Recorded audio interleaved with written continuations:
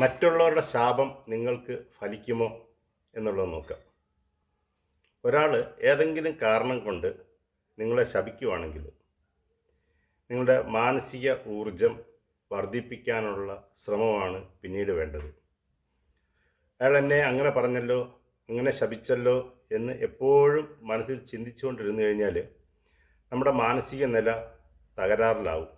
ആ മാനസിക നില തകരാറിലാകുന്നതോടുകൂടി നിങ്ങളുടെ പ്രവർത്തന മേഖലയിലുള്ള കഴിവുകൾ കുറയുകയും ധനവരുമാനം ഇല്ലാതാവുകയും നിങ്ങളുടെ ജീവിതത്തിൻ്റെ താളം തന്നെ തെറ്റുകയും അവസാനം ആശുപത്രിവാസം, ഔഷധം തുടങ്ങിയവയിൽ അഭയം പ്രാപിക്കുകയും ചെയ്തിട്ട് നിങ്ങൾ ഇല്ലാതെയാകും. അങ്ങനെയാണ് ശാപത്തിൻ്റെ ഫലം നിങ്ങൾക്കുണ്ടാകുന്നത്.